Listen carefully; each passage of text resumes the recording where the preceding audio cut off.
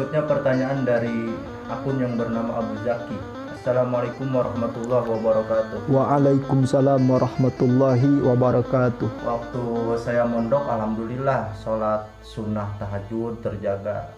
Akan tetapi setelah saya kerja sangat sulit untuk kembali memulainya. Pertanyaannya, bagaimana caranya untuk memulai lagi kebiasaan yang baik yang sudah lama tidak dilakukan? Syukran jazakumullah atas nasihatnya Ustaz. Pertama, ya barakallahu fika. Mudah-mudahan Allah berkahkan, Allah sertakan inayah, taufik.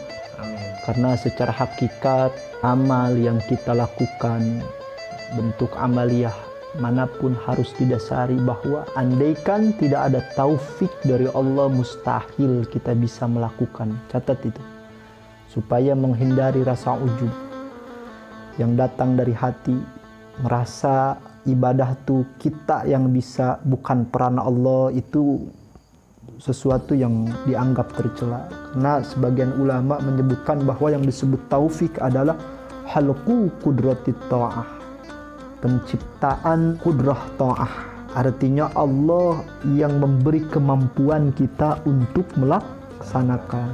Nah, mudah-mudahan Allah permudah, amin ya Allah ya rabbal alamin.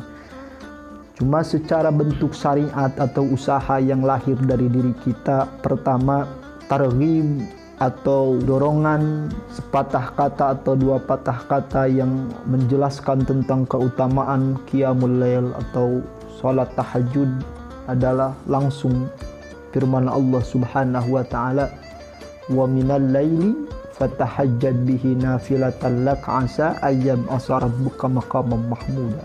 Wa minal laili, dari sebagian malam-malam yang kalian lalui, bangunlah dan bertahajudlah.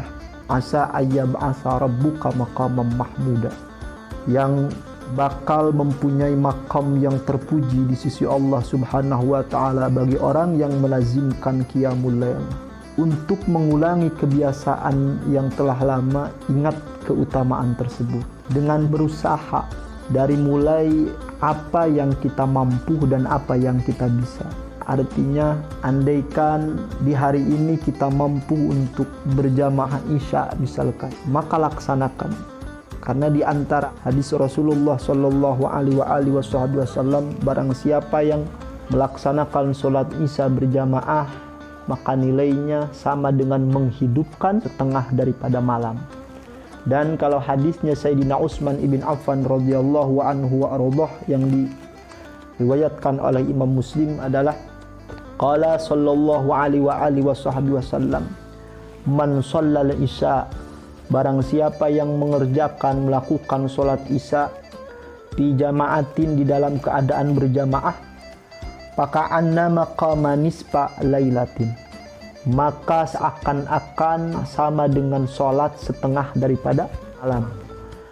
Wa man shalla as-subha, barang siapa yang melakukan sholat subuh di jamaatin berjamaah, maka annama shallal laila kullahu, seolah-olah dia telah melakukan sholat malam semalaman. Maka annama shallal laila kullah. Jadi artinya, pertama, kemampuan kita. Jika kita mampu memerhatikan sholat isya berjamaah karena susah bangun malam, maka itu dulu istiqomahkan. Setelah bisa, maka sama subuh berjamaah. Di fikih-fikih kita ketahui bahwa khusus di sholat tahajud itu ada syarat naum, ada syarat tidurnya, walaupun sebentar. Nah, andaikan keadaan kita atau watak kita ketika sekali tidur susah bangun, maka itu perhatikan yang kita mampu, yang ada di pengendalian kita. Sholat isya berjamaah dan sholat subuh berjamaah, atau sholat witir. Setelah rawatib isya, kalau bisa sholat tasbih, ada sholat tobat, ada lagi sholat witir. Karena di antara hadis Rasulullah SAW, barang siapa yang tidak pernah melaksanakan sholat witir, maka bukan bagian dari kami atau bukan bagian umat kami. Maka laksanakan sholat witir. Maka kata para ulama, tidak apa-apa andaikan kita tahu keadaan kita, kalau kita tidur, maka niscaya bangun tuh pasti udah subuh, udah tidak keburu sholat witir, maka nggak apa-apa. Andaikan kita mampu untuk menjadikan sholat witir di akhir, maka jadikan di akhir. Bangun sebelum subuh, terus tahajud, terus sholat-sholat yang lain, baru ditutup sama sholat witir. Atau andaikan enggak, kita tuh tidur cuman tidak ada jaminan untuk bangun sebelum subuh atau kesiangan, atau minimal bangunnya sudah waktu subuh, maka nggak apa-apa, lakukan sholat witir di waktu setelah sholat isya, setelah sholat rawatib, dan sholat-sholat malam sebelum tidur.